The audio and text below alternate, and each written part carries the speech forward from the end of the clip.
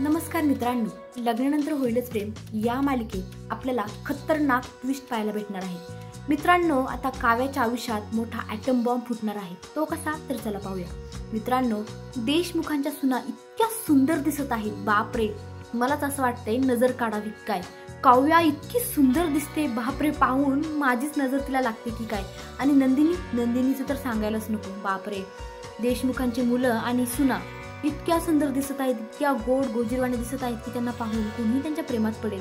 आणि त्यानंतर त्यांचा सुंदर डान्स परफॉर्मन्स, आहा, काय छान नाचत आहेत, बाप रे, इतकं सुंदर माहोल, छान रोमॅन्टिक गाणं आणि त्यांच्या तालावर ताल धरणारे बाकीचे सगळे देशमुख, बाप रे, इतकं सुंदर ना, इतका छान त्यांचा डान्स।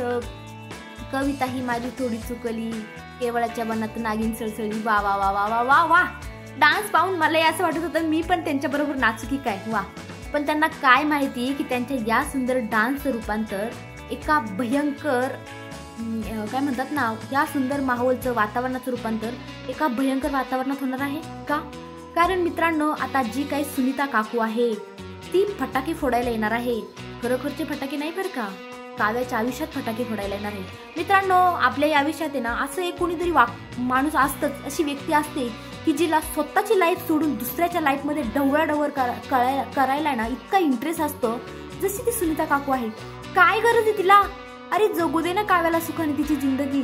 बिचारीने सगळं काही सोडून दिले आणि ती आता फक्त पार्थचा विचार करते, पार्थच्या प्रेमात पडली, पार्थलाच तिला सांभाळायचंय। तर ही सुनीता का मध्ये येते यार, मला कळतच नाहीये तिचं काय वाकडं केलंय काव्याने, मला तेच काही कळत नाहीये। काय करायचंय तिला, बिचारी काव्या आयुष्य तिचं सुखाने आयुष्य जगत आहे ना, अरे जगू दे ना तिला। नाही पण हिला भलताच माज, काय माहिती कसला एवढा माज, दुसऱ्यांच्या आयुष्यात ढवळढवळ करायची ना, खरंच अशी काकी लोकांना घाण सवय असते। आणि त्यामध्ये आपल्या मालिकेतली काकू सुनीता काकू, बापरे, तिला तर आता ॲटम बॉम्बच फोडायचा आहे काव्याच्या आयुष्यात। काव्याचं जे काही सत्य आहे ते तिला सगळ्यांसमोर आणायचे, त्यामुळे तिने पेनड्राईव्ह घेतलेला आहे, तिच्या पिशवीत भरलेला आहे आणि आता ती देशमुखांच्या घरी दिवाळी साजरा करायला चाललेली आहे, काव्याची दिवाळी साजरी करायला चाललेली आहे। बापरे, बिचारी काव्या खूप घाबरलेली आहे, कारण काव्याला कळून चुकलेलं आहे की ही ती विश करायला नाही तर विष कालवायला आलेली आहे, ते पण माझ्या आयुष्यात। त्यामुळे काव्या पुरतीच घाबरलेली आहे, बिचारीचा चेहरा अगदी गंभीर दिसत आहे, घाबरलेली आहे, तिला सुचत नाही काही आणि तिला त्यामधून तिला एक करायचे की जीवाला या काकू समोर येऊन द्यायचं नाही। कारण या मूर्ख काकूला अजून माहितीच नाही की जीवा हा मानिनीचा मुलगा आहे, काव्याचा बॉयफ्रेंड जरी असला म्हणजे होता, पण आता तो मानिनीचा मुलगा आहे हे तिला माहितीच नाही आणि काव्याला माहिती आहे की हे तिला माहित नाही, म्हणून काव्या प्रयत्न करत आहे की जीवा हिच्या समोर यायला नको। त्यामुळे काव्या बिचारी जीवाला लांब ठेवायचा प्रयत्न करत आहे।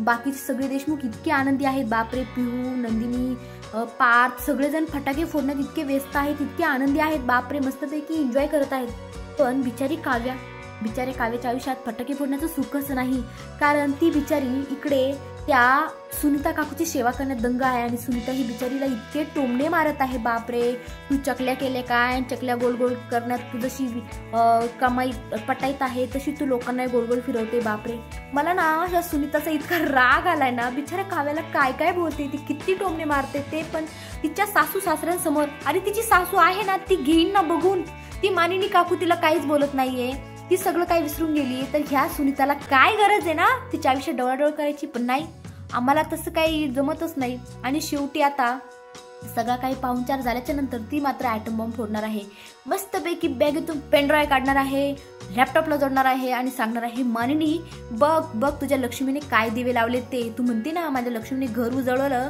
हे बघ तुझ्या लक्ष्मीने काय काय उजळवलंय, काय काय दिवे लावले ते। आणि ती आता अक्षरशः लॅपटॉपमध्ये दाखवणार आहे की काव्याचं खरंच कुणाबरोबर अफेअर आहे। ती सांगणार आहे की मी तुमच्या या सुनेचं ज्या कोणत्या मुलाबरोबर अफेअर आहे तो मुलगा मी तुमच्या समोर आणणार आहे। बापरे, आता काव्याचं खरंच दिवाळी निघणार आहे।